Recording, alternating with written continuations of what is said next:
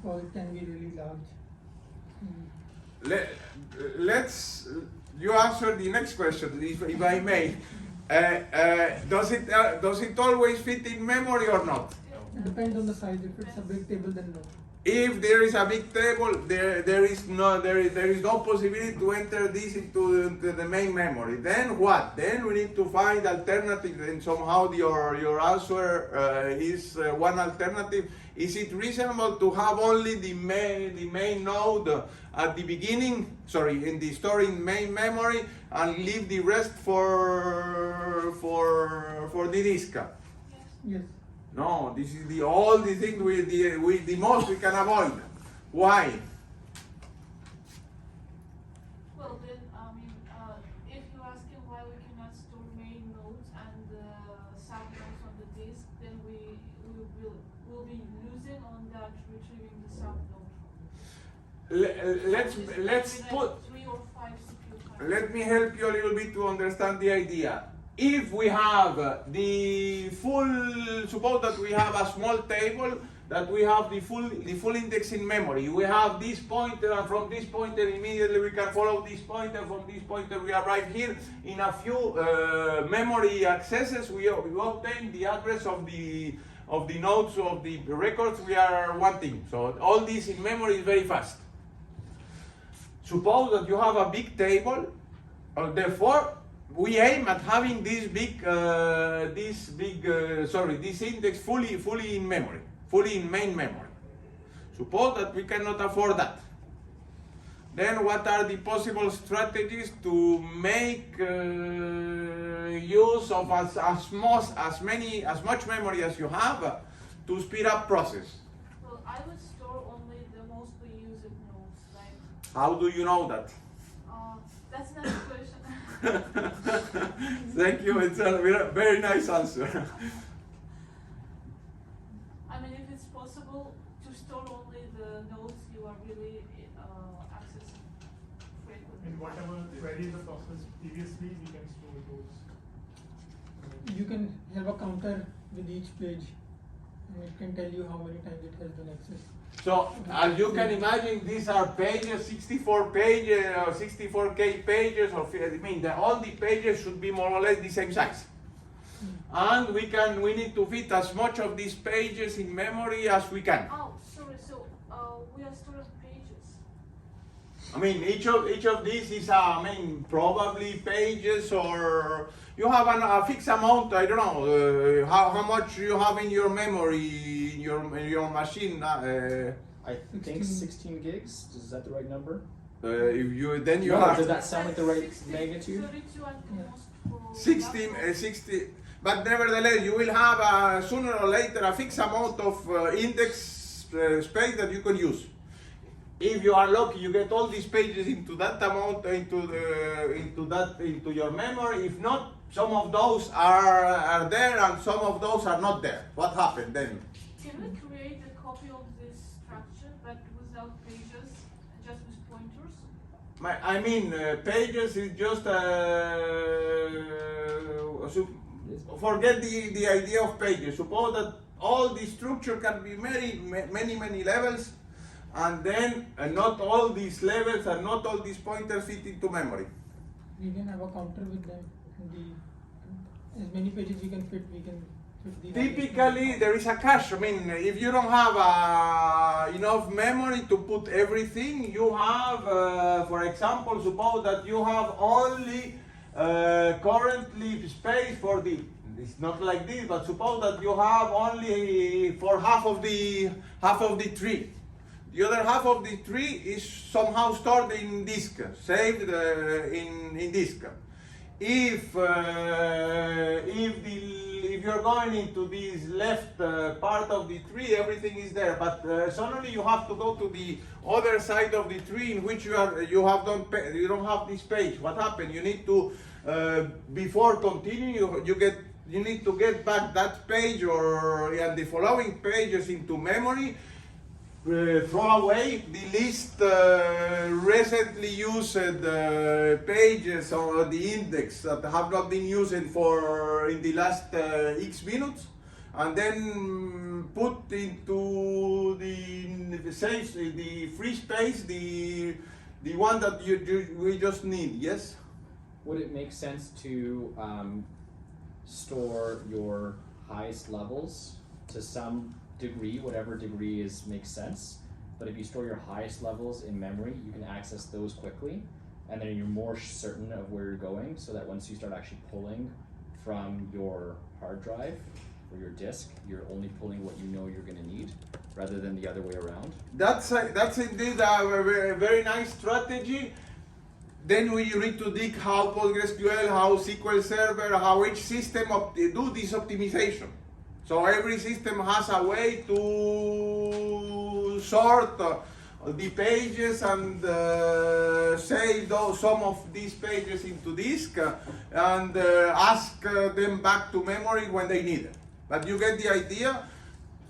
If we can afford main memory for the full index, it is what we need. What is the, suppose that we have Swapping? sorry? I mean, are we making the swap? Was the drive? Like, if there's some part of the index that of this structure that we're not using, let's say the code part, we just move that code part to the memory. Indeed. And then we just store well, whenever it will be needed, we just retrieve it. So, isn't it done by the virtual memory mostly? I mean, it's the swap process.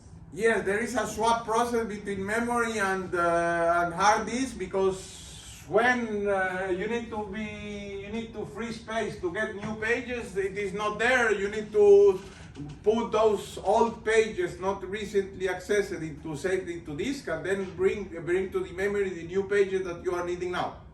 So you get the idea. One traditional solution to solve this problem is to partition the database. Sorry, partition the table. What happens if you have a very, very long table? So at one abstraction level, we have 1 million or many million rows.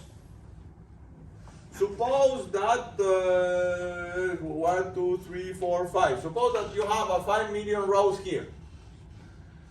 You can decide that according to some nice criteria you can split this table into ranges. Suppose that you divide your 5 million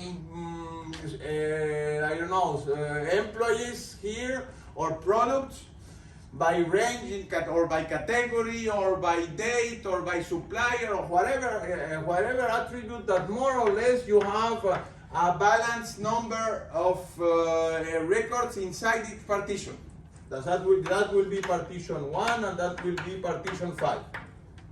So you mentioned, have you seen partitioning in SQL or in PostgreSQL? Partitioning is, let me try to just partition and then we see this together. Partitioning, PostgreSQL partition,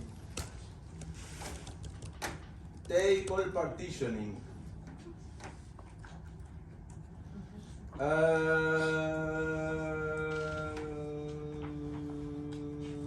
So partitioning refers to splitting what is logically one large table into smaller pieces.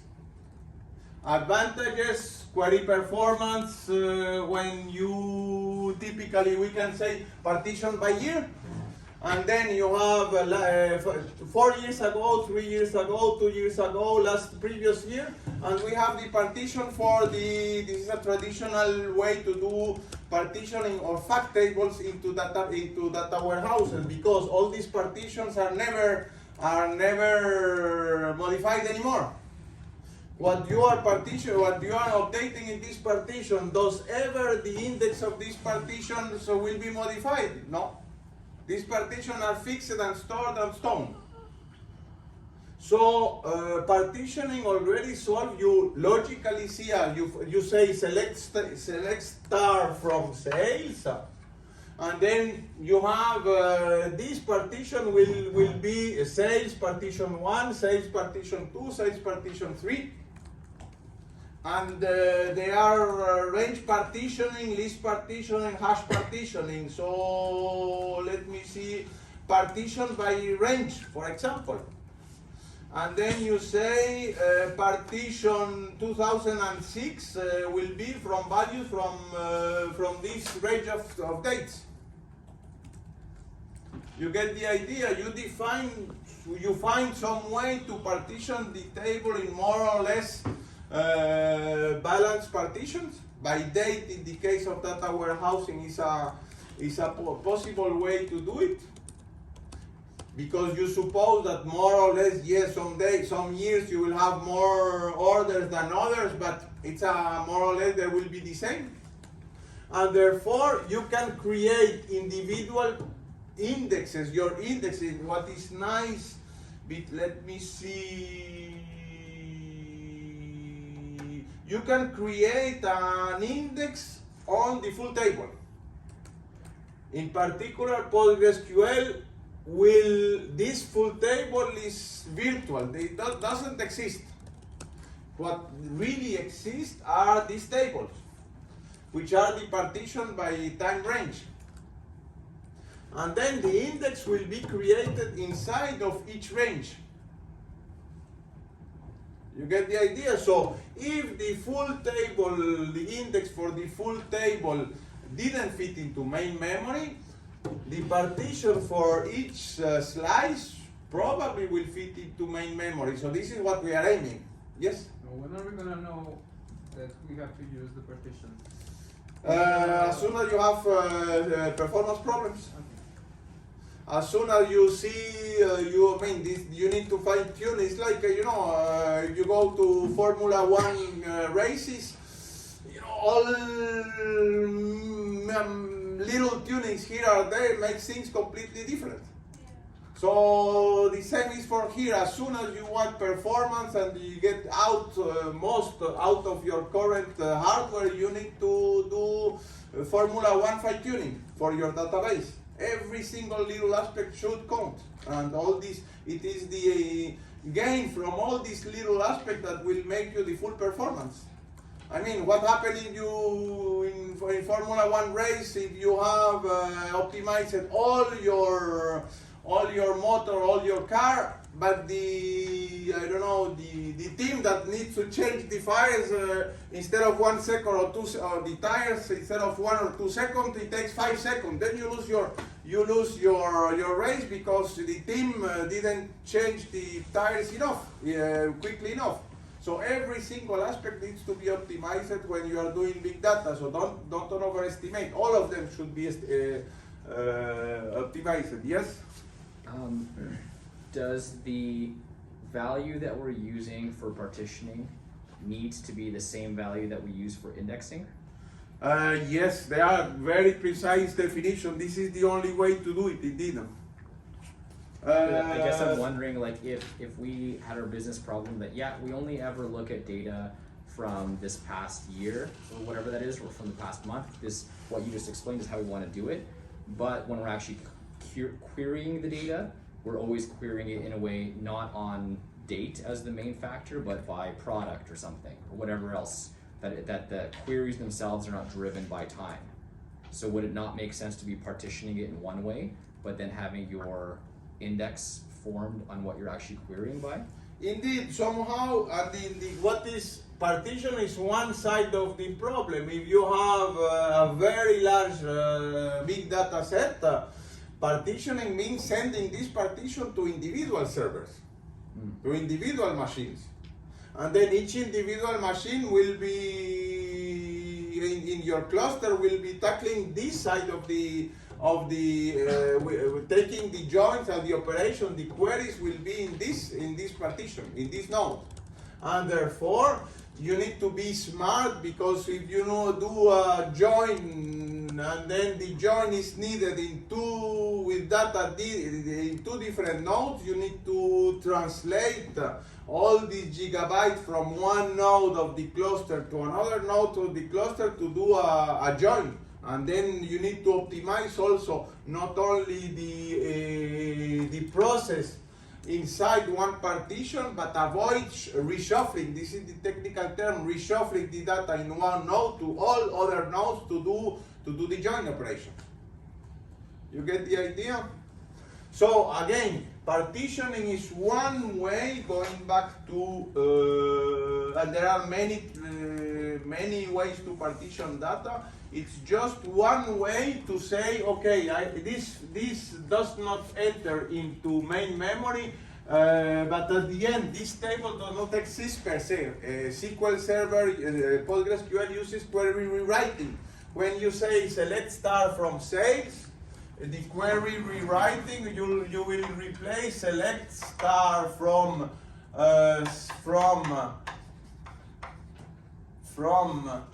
sales partition 1 as we did it here. So when you say select star from measurements, it will basically do a union of the selection select star from all the partitions, and these are full traditional tables. So the full table does not exist. The tables are stored like this, and you can even address this particular partition. But ideally, at the SQL, at the application level, you should abstract. You cannot show this to the users, because if tomorrow your last year sales doubled, and you need to partition last year by first 6 months and last 2 months, then you don't need to modify all your programs. You need to hide this physical information from the user, and you only publish this sales data, sales table, and how do you partition this, which part of the table you assign to which node should be dynamic and only shown to the database, to the Formula One team. These are the only ones that know how this is in the internals of the things. Otherwise, it's impossible to manage scalability in a cluster. How do you manage scalability and elasticity in a cluster if you already publish to the application level how your data will be distributed inside a cluster? Impossible. This is internal information that should be hidden from the application level. Okay, for this idea, hidden this physical information. Yes, Philip? It was Adam before me. Adam, please. No, Philip, please. I wanted to ask, like, if we add some more data to the measurement table, do we have to partition that part also? Like, do we have to make another subset, or how is it gonna work? It depends how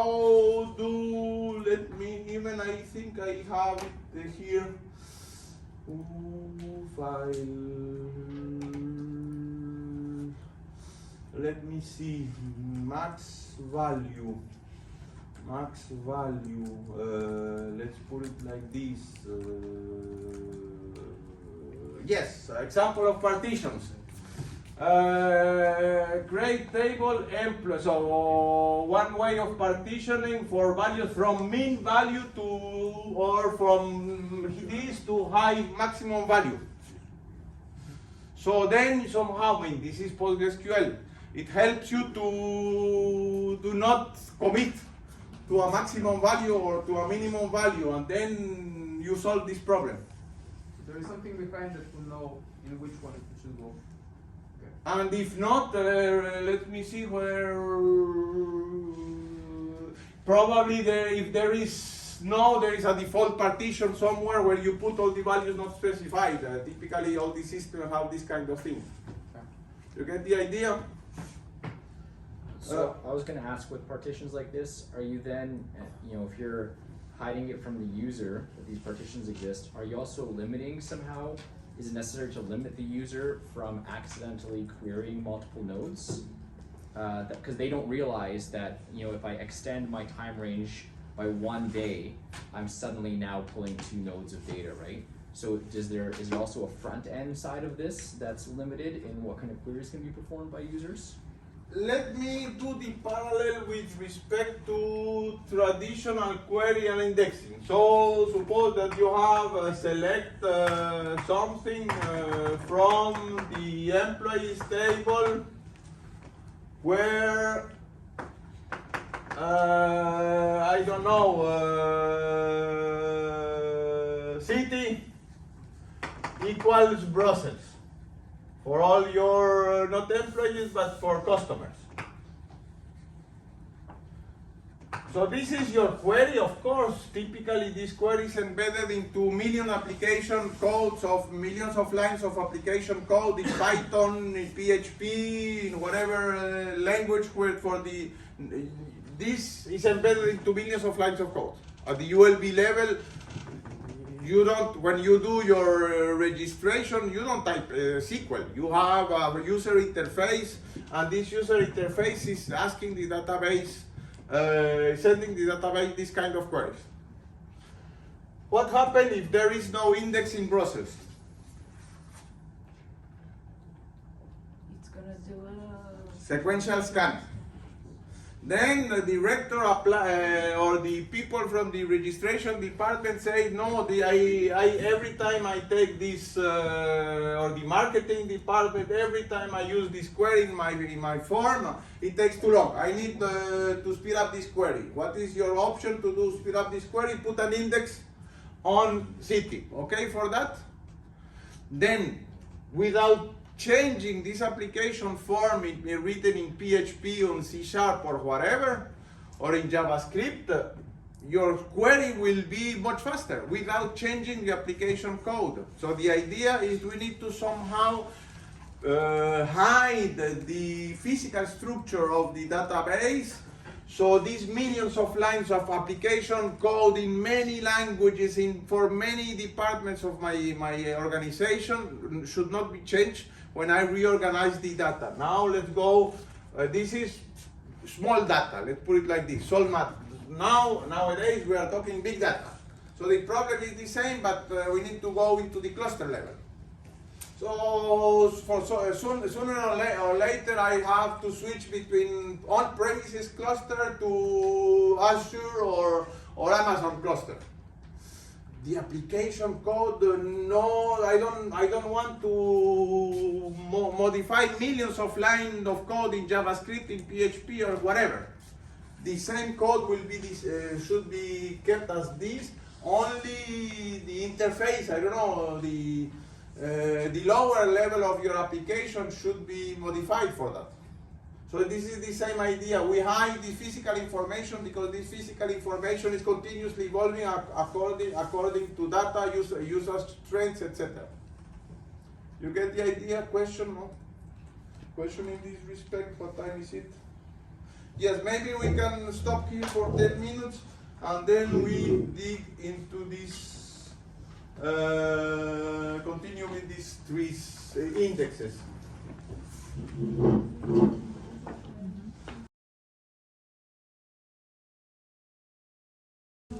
Zain, Probably Zain. Oh, you're writing something? just as RT minus CT. I have become your friend after watching your GitHub profile. It was exceptional. GitHub profile? Yeah. Your GitHub profile is exceptional. Which project? Yeah? Which project?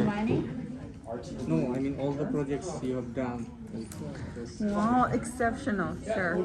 If you're Sir if the Jain. return rate comes down back From today you are Sir Jain. and I have to spend $200 to make them, Sir and Jain. that number Sir is greater Jain. than zero, Sir then my rate of return is Zain. Sir Zain. He's always sir for me. economics. Let's go. Where's your mask? Your mask. It's COVID. Remember? Oh, fair enough. Yeah, it happens. No worries, man. No worries. I thought maybe you forgot COVID for a second. I want to focus. Right?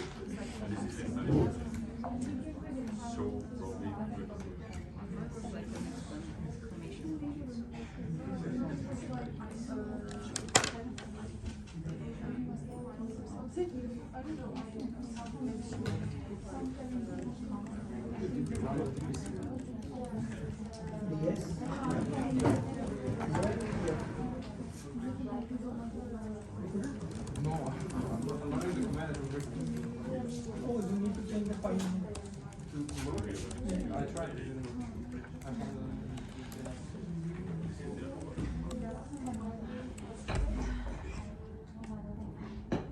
For me, it was recent also. Just doing that one. So it will take this time. You're using it.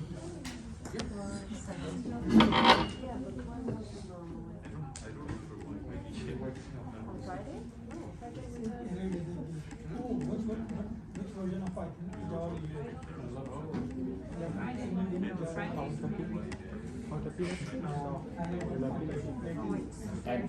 use?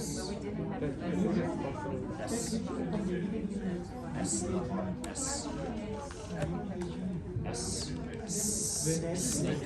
Oh, here? Oh no, you have it. It's right there. That's it. And do grab. Just say they don't have to do the thing. Yeah. No, this is correct. This is it. Yeah.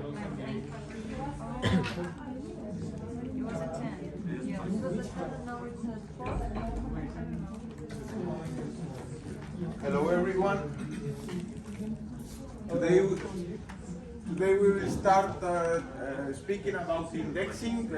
So probably you have been seeing indexing in the database system architecture course. So we'll study here specific indexing for data warehousing. But prior to that, I would like to discuss an email that Adam sent me yesterday, asking me for the feedback about the first project, the TPCDS. Allow me to be very, very honest with you. The first time I received this kind of question, but it's perfectly valid. But from my side, I never had time to, all across the years I have been giving this lecture, I never had time, don't have time to revise the both project, the TPCDS and TPCDI until the end of the semester. Basically, I spend my Christmas break doing that. But nevertheless, you have perfectly right to ask me to help me to ask me help in this respect. So what I could propose to you, since the two projects are unrelated somehow, but nevertheless, the second project I have insisting you since the beginning that this is much more challenging than the previous one. What I can propose you is that each group fix with me one slot, 1 hour slot in my office, and then before maybe we can take a fixed date, like somehow about before the 1st December, so in the next couple of weeks, 1 hour meeting to discuss, to present me your solution. So you will be presenting me the skeleton of your solution, how would you approach the problem, and then ask me any question. Would that somehow help to answer your question, Adam? So I'm therefore helping you, and then I have been insisting enough to tell you that this is a complex project, but so I will fixing a deadline for 1st of December to present your solution, somehow push you to already begin architecturing your solution. Is that 1st of December a reasonable date for you? For I don't need to, it is up to you. I need to you provide me a skeleton of your solution, which tools, what were the problems you were encountered until that time. I could identify better ways to solve, or suggest you better ways to solve, discuss with you alternative ways to solve this problem. But I think that this is a reasonable compromise that, as I mentioned, the two projects are unrelated. But this is one solution I could offer. You send me an email. I don't know how many groups. Let me see how many groups we have. It could feasible. It could be. No, here I need one. maybe this, 19 groups. So 1, 2, 3. So I can find 1 hour to fit that number of hours in my schedule before the end of around the 1st of December. So I would propose that. As long as that's an optional meeting. If you are okay, I don't hear from you. Everything is running perfectly for you, so it is up to you. But the idea is that at least you need to, if you need, we can discuss the general approach. How problems, which problems you have been facing, how did you solve these problems, and then present, discuss, brainstorm about your solution. And I don't know, the scales, as you have received yesterday, the scripts I have received from the creator of this, have you read, please open these files, it's simple SQL script, SQL script should be, this is the one that have been using for a couple of years in previous generations of BDMA students working on the same project. So I never heard about any problems using these queries. I even received projects in the last year saying, okay, I didn't, in our group, we didn't find an exact match between the expected results and, but we didn't solve we didn't find a way to find out where in our script we lost that number of that's life. Don't get blocked if you don't have the exact numbers that are expected to be. Having the exact numbers of tuples produced is one little problem among all the others. So don't get blocked if you don't get the exact numbers. Fill also the other parts of the project, which are all as important as that one. Okay, so it is up to you. You before the 1st of December or around the 1st of December. But if I don't hear from you from the let's see calendar wise when it is 1st of December. I don't have this. Wednesday?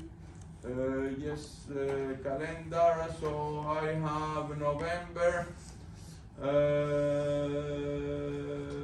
Let's see, December. So that week, I have all these slots free for my week of December. I can fit all of you in that week.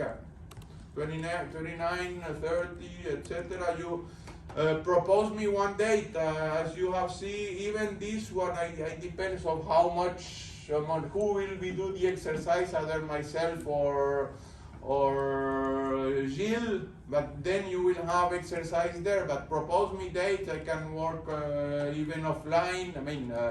Online through Zoom if you want during the weekend. Propose me something during that week, and then we will fix a meeting for discussing your solution and your eventual problems that you will have. Yeah, that meets my intent. Thank you. Thank you. So let's start about indexing. How much, may I ask you, how much did you already know about indexing in the other course? Which kind of indexes have you seen? We have seen Dense and sparse. Sorry? Dense and sparse. And the B-trees. And the B-trees.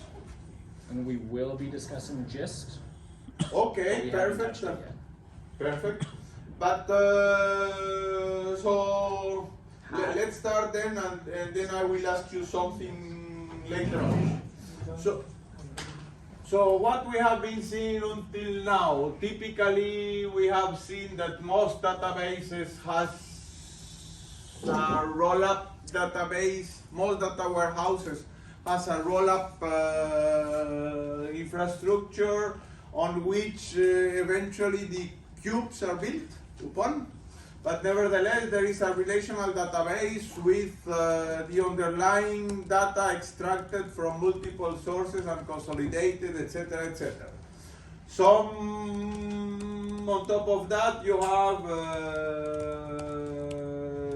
MOLAP structures in which probably some materialized views. The thing we have discussed yesterday are built, and then if you are lucky, you have a system that does everything for you in this respect. If you are using more recent technology, basic into Hadoop and Spark infrastructure, you need to do this by hand. But the idea is that somehow, sooner or later, you need to address relational database, the relational database layer. So how can speed up computation on this particular relational database layer? So what we have seen yesterday is that we know the cube, the base cube is in the relational database, and we have already materialized some of these views.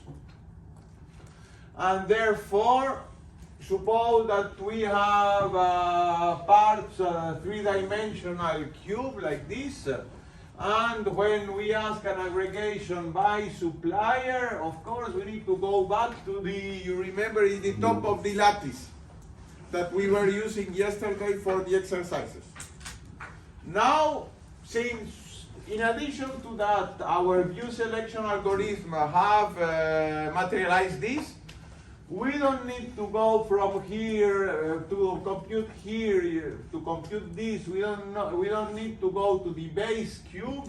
We can already produce this result from the partial materialized views. So that is already an important speed up.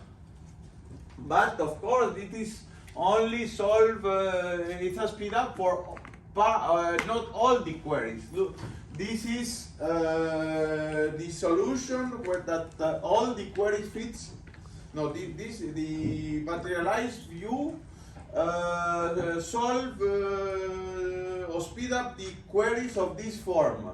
But typically we have something like this, much more specific. We don't need to have all the values from all the cube.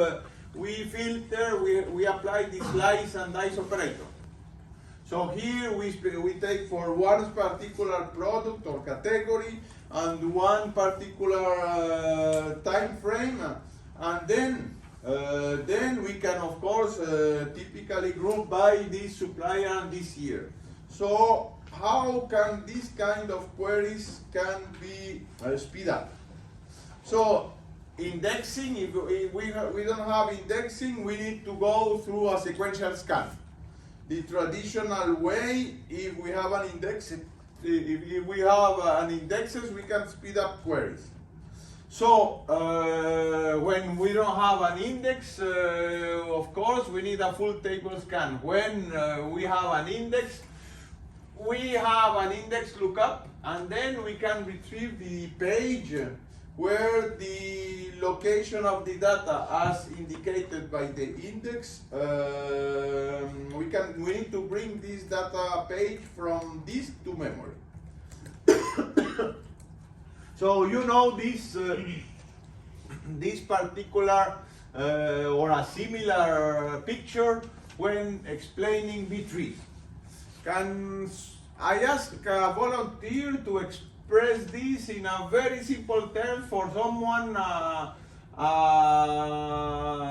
manager which is not a technical specialist? How can I explain this? Suppose that you go to this manager, is your manager, and you need to buy a new multiple terabyte.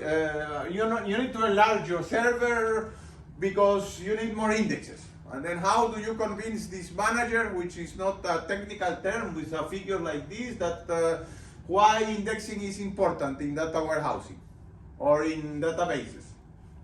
Can someone explain this figure in simple terms? Yes? I guess it would be like, let's say you have like this big cabinet or where you store like just files about people, and you want to find one specific one, but you just have them there and you just put them in when you get them. So they are not in any particular order. So finding one would mean that you would need to take like all the drawers off and check one by one, probably in a sequential manner in order to find the specific one that you need. If you instead like, I don't know, like sort them, like have another cabinet where you actually have like, I don't know, these big box, for example, that has all the A's, that has all the B's, that has all the C's, or even ranges of the letters, it would be like easier to find. So if we do like the analogy with the B-trees, I believe that what they store are like pages. So these pages would be like those like boxes where you would have like sorted out like a part of the, so it would be easier to do because you don't have to scroll through everything. You can like take shortcuts in order to find what you need. So but this is a very nice analogy. Indeed, the cabinets or the drawers of this cabinet, you say this is what we have here, a drawer with the salary value from 43 to 27. So these are the drawers that somehow you mentioned in your example. How does data within these drawers are stored? I mean, suppose that you have a drawer from, going for your example, from letter J to K. Are they sorted? So rather than storing all of the folders that have all of the files in the cabinet, we're able to save money on rent by having a smaller office because we have a much smaller cabinet that just has a piece of paper in order that gives us an address and says the file you're looking for can be found in this very specific location, and then we can go walk down the hallway and find it. That's a nice analogy, but my question again is, what are the options? Either you have a drawer and you know that all the values there are between J and K. And you have two options. Either inside any of these drawers you put all of them in a random order, or you inside the cabinet inside the drawer you have them ordered. Going back to the computer science, what are the advantages or disadvantages of both alternatives? In any case, you need to bring this drawer, go there and put it onto your office and begin doing that. Yes? Advantage-wise, it would be that if it's sorted, it would be easier to find like specific ones because you don't have to go through all. I mean, if you organize it in a tree, for example, you don't have to go through all the branches in order to find it. But if For the moment, you are only talking about the lower level. okay. We have just the drawer with all the files between 43 and 47. Yeah, but the thing is that would come at the expense of performance in a way because you have to figure out a way to sort it. Either like when you are inserting it, which could be a strategy, but you would have to resort the thing every time, or I don't know, like every now and then sort or refresh this index that you would have. That's what I would say. Again, I'm really insisting on separating concerns. I'm only talking for the moment at the things that are inside this drawer. For the moment, I don't asking what are the advantages and disadvantages of putting or sorting this drawer. Yeah, if it's unsorted, we have to look at all of them until we find the one that we're looking for. And if it's sorted, we just look at the middle. If our value is less than that, we look at the half of it, and again look at the middle. If our value is greater than that, we look at the other half, like which is left. So it's easier for us, and it makes the process shorter. And now let's go back and again, only thinking about this cabinet in an index. Is it, I don't know, choose what the tool you have used for the TPCDS tool. Are you sure that in your tool this drawer is is sorted or not?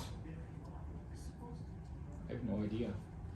Good question, isn't it? It's a good question. And then let's think generally.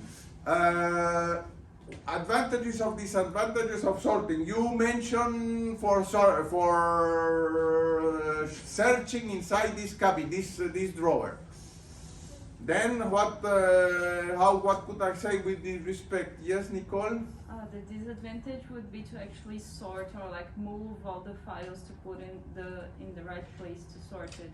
So if you were to get more, like put more files in there, if it was just at random and you know that they're in that specific range and they can be random inside, you can put, you don't have to waste time on organizing the drawer. You can just like throw it in there and it will cost more to look for because you have to go through each one of them. And then which solution I choose for my particular application that is managing, I don't know, in my company, which I should use. I suppose that you have the possibility to say to PostgreSQL or whatever, both possibilities. Which one you will use? Nazgul? Yeah, but I have a question here because I somehow suppose that we're not storing files here, that we're actually storing the key. Yes. Isn't it just pointers? Yes, but nevertheless, if you typically this is a page in your disk. A page in your disk is typically 56 or 64 Ks.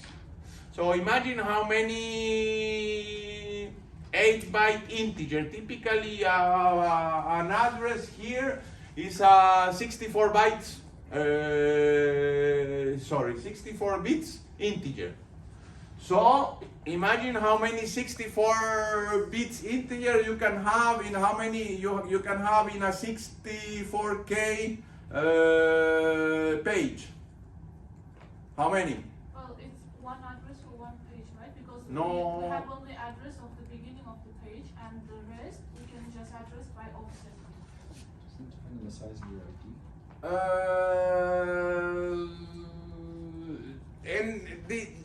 You are right, but I'm thinking what I have the possibility that we have the possibility to choose between order the keys within this package that in a page that I have that many. And typically it's one key in one address to that page. So I have to suppose that my system is flexible enough to allow me to choose between the two. Which one I choose? Yes? It depends on insertion and deletion. I was expecting these answers in the beginning. Thank you. Why? Like if there are so many insertions and deletions, then keeping them without sorting is better than we can. So that because searching time within the page will be very less because they contain limited size.